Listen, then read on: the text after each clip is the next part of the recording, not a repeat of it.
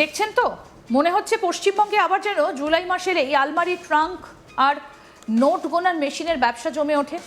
2022 সালে জুলাইয়ে পার্থ অর্পিতা কাণ্ডে বাংলার মানুষ প্রথম দেখেছিল আলমারি খুললেই যেন সিনেমার দৃশ্য। তখন অনেকে মজা করে বলেছিলেন আলমারিতে জামা কাপড় নয়, টাকা রাখাই নাকি নতুন ফ্যাশন। আর এখন 2026 জুলাইয়ে সেই প্রশ্নটাই আবার ফিরে এসেছে। তবে এবার আলোচনায় নতুন নাম, বীরভূমের মিনার মণ্ডল।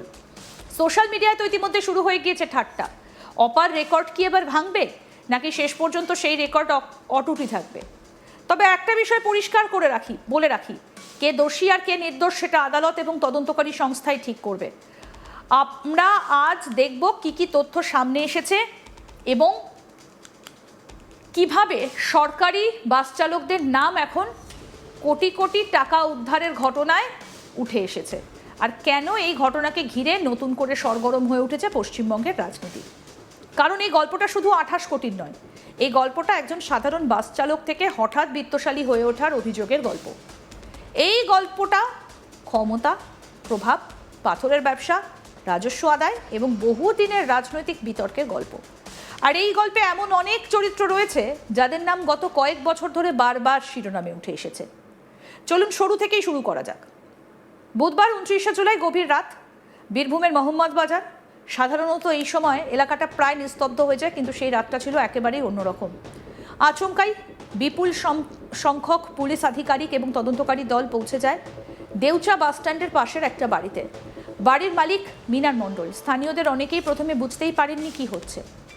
রাত বাড়ার সঙ্গে সঙ্গে গোটা এলাকায় ছড়িয়ে পড়ে খবর, বড়সড় তল্লাশি চলছে। তারপর একের পর এক যা সামনে আসতে শুরু করলো তা নিয়ে শুরু হয়ে যায় তুমুল চর্চা। তদন্তকারী সূত্রের দাবি, বাড়ির আলমারি থেকে বিপুল পরিমাণ নগদ টাকা উদ্ধার হয়েছে। রাত বাড়ার সঙ্গে সঙ্গে নোট গোনার কাজও চলতে থাকে। পরে জানা যায় 5টা নোট গোনার মেশিন আনা হয়েছে। শুধু তাই নয়, এত টাকা সরিয়ে নিয়ে যাবার জন্য বড় বড় ট্রাঙ্কও নিয়ে আসা হয়।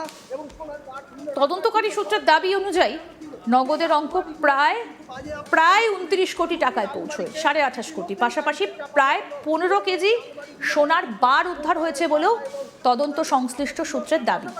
এই খবর ছড়িয়ে পড়তেই সোশ্যাল মিডিয়ায় একটাই আলোচনা, এবার কি তবে পার্থ অর্পিতা কাণ্ডের রেকর্ডের সঙ্গে তুলনা শুরু হবে? অনেকেই নিশ্চয়ই মনে করতে পারবেন 2022 সালে জুলাই মাসে পার্থ চট্টোপাধ্যায়ের ঘনিষ্ঠ অর্পিতা মুখার্জির দুটো ফ্ল্যাট থেকে প্রায় 50 কোটি টাকার নগদ উদ্ধার হয়েছিল। সেই ছবি এখনো মানুষের মনে টাটকা। সারি সারি নোটের বান্ডিল, মেশিন দিয়ে টাকা গোনা, সোনার গয়না, সব মিলিয়ে সেই ঘটনা ছিল একেবারে নজিরবিহীন। আর 4 বছর পর আবার জুলাই মাসেই যখন কোটি কোটি টাকা উদ্ধারের খবর সামনে এলো, তখন তুলনা হওয়াটাই যেন স্বাভাবিক হয়ে গেল। কিন্তু প্রশ্ন হলো, এই মিনার মণ্ডলকে? স্থানীয়দের দাবি, একসময় তিনি ছিলেন একজন সরকারি বাস চালক, সাধারণ চাকরি, সাধারণ জীবন। কিন্তু পরে তিনি আর বাস চালাননি। ধীরে ধীরে তিনি যুক্ত হন পাথরের ব্যবসার সঙ্গে। আর এখানেই সামনে আসে আরেকটা গুরুত্বপূর্ণ নাম, মোহাম্মদ নাজিবউদ্দিন ওরফে টুলু মণ্ডল।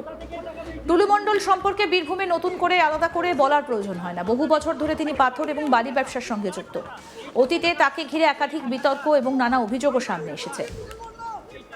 যদিও সেই সব অভিযোগ নিয়ে তার পক্ষ থেকেও বিভিন্ন সময় প্রতিক্রিয়া দেওয়া হয়েছে। স্থানীয় সূত্রের দাবি, মিনার মণ্ডল টুলু মণ্ডলের আত্মীয় এবং পরে ব্যবসায়িকভাবেও ঘনিষ্ঠ হয়ে ওঠেন।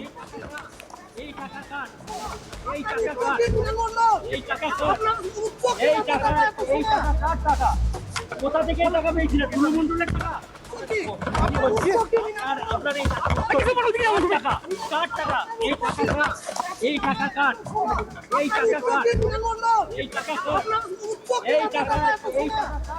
এখানেই গল্পটা আরো আকর্ষণীয় হয়ে ওঠে। স্থানীয়দের বক্তব্য, বাস চালকের চাকরি ছাড়ার পর মিনার মণ্ডল ধীরে ধীরে পাথরের ব্যবসার বিভিন্ন দায়িত্ব সামলাতে শুরু করেন। শুধু ব্যবসা নয়, বিভিন্ন খাদান পরিচালনা এবং রাজস্ব আদায় সংক্রান্ত কাজেও তার ভূমিকা ছিল বলে অভিযোগ উঠেছে। তদন্তকারীরাও এখন সেই আর্থিক লেনদেনের উৎস খতিয়ে দেখছেন। আমাদের ক্রাইম রিপোর্টার তাপস গত কয়েকদিন ধরে গোটা বিষয়টা নিয়ে মাঠে নেমে তদন্ত করেছেন। মিনার মণ্ডলের অতীত, ব্যবসায়িক সংযোগ, আর্থিক উত্থান সবকিছুর খোঁজ খবর করেছেন তিনি। কি প্রতিবেদন তুলে ধরেছেন আমাদের প্রতিনিধি তাপস সেনগুপ্ত, আসুন শোনাই এবার আপনাদের।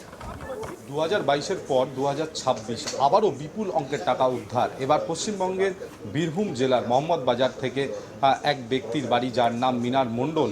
প্রায় 28 কোটি টাকা উদ্ধার হয়েছে, তার সাথে 15 কেজি সোনা উদ্ধার করা হয়েছে। যেটা পুলিশ সূত্রে জানা গিয়েছে, এই মিনার মণ্ডল অত্যন্ত প্রভাবশালী ছিল অঞ্চলে এবং প্রাথমিকভাবে সে একটি বাসের কন্ডাক্টর ছিল। পরবর্তীকালে সরকারি বাসের ড্রাইভার অর্থাৎ চালক হিসেবে সে কর্মরত হয় এবং 2017 সালে সে অবসর নেয় অর্থাৎ ভিআরএস নেয় এবং সেক্ষেত্রে তার পরবর্তী সময় 35,000 টাকার কাছাকাছি তিনি পেনশন পেতেন এবং পরবর্তীকালে তিনি তারই এক আত্মীয় টুলু মণ্ডল, সে অত্যন্ত প্রভাবশালী এক ব্যক্তি ছিলেন যিনি পাথরের ব্যবসায়ী ছিলেন, তার হাত ধরে পাথরের ব্যবসায় নামেন এবং তারপর সেই পাথরের ব্যবসা এতটাই ফুলে ফেঁপে ওঠে কি তাকে আর কোনোদিন পেছনে ফিরে তাকাতে হয়নি।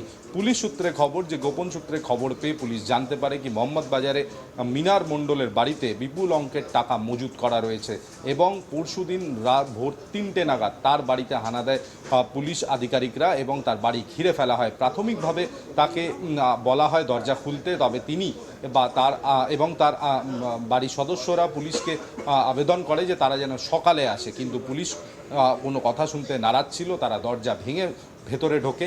তাদের কাছে খবর ছিল যে বাড়িতে প্রচুর অঙ্কের নগদ টাকা মজুত করা হয়েছে।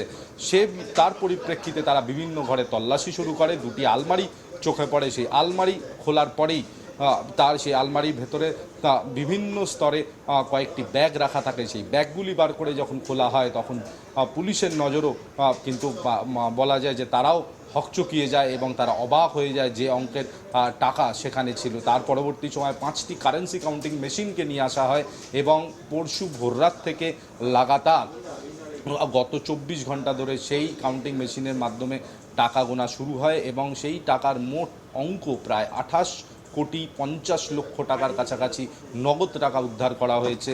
9টি ট্রাঙ্কে করে সেই টাকা বাজেয়াপ্ত করে পুলিশ তার বাড়ি থেকে নিয়ে গেছে। এর পাশাপাশি সোনার বিস্কিট বা সোনার বার উদ্ধার হয়েছে, যার আনুমানিক ওজন প্রায় 15 কিলো। তো এবং সার্বিকভাবে 50 কোটিরও বেশি অর্থের এই সোনা এবং নগদ টাকা উদ্ধার করা হয়েছে। এই টাকার সূত্র কি, এটা নিয়ে এখনও কোনো সদুত্তর মিনার মণ্ডল দিতে পারেনি এবং আজ পরবর্তীকালে মিনার মণ্ডলকে গ্রেফতার করা হয়, কারণ তিনি কোনো সদুত্তর দিতে পারেননি এবং এত অঙ্কের টাকা তার বাড়িতে কিভাবে এলো, তার যোগসূত্র কি, এর সাথে কোনো রাজনৈতিক যোগাযোগ আছে কিনা, সেই সবকটি বিষয় কিন্তু খতিয়ে দেখছে পুলিশ। এই মুহূর্তে মিনার মণ্ডলের বাড়ি সম্পূর্ণভাবে সিল করে দেওয়া হচ্ছে। তার বাড়ির কিছু সদস্যদের খুঁজছেন, তবে তারা পলাতক বলে পুলিশের তরফ থেকে জানা গেছে এবং যেটা মনে করা হচ্ছে মিনার মণ্ডলের কাছে এই টাকা রাখতো টুলু মণ্ডল এবং এই টাকার ভাগ মিনার মণ্ডল এবং টুলু মণ্ডল ছাড়াও আরও অনেক রাঘব বোয়ালের কাছে যেত। সেই রাঘব বোয়ালদের কোনো রাজনৈতিক কানেকশন আছে কি না সেটা এই মুহূর্তে পুলিশ আধিকারিকরা খতিয়ে দেখছে। টুলু মণ্ডল এখনও পর্যন্ত পলাতক, তার খোঁজে বিভিন্ন জায়গায় তল্লাশি চলছে, তবে মিনার মণ্ডলকে গ্রেফতার করেছে বীরভূম পুলিশ। বীরভূমের এসপি বেদিত রাজ বুন্দেশ কি বলছেন শুনবো। বীরভূম জেলা পুলিশের একটা টিম একটা ইনফরমেশন পায়, সেই ইনফরমেশন উইচ ওয়াজ রিজনেবলি সঠিক সেটা মনে হয়।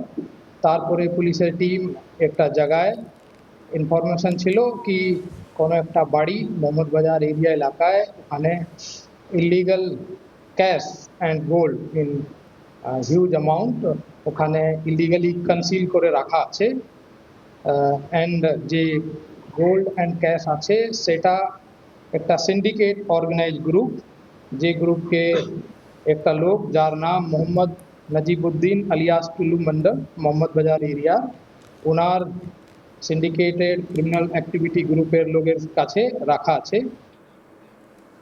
আরও আপডেট পেতে দেখতে থাকুন আজ তাক বাংলা, সাবস্ক্রাইব করুন।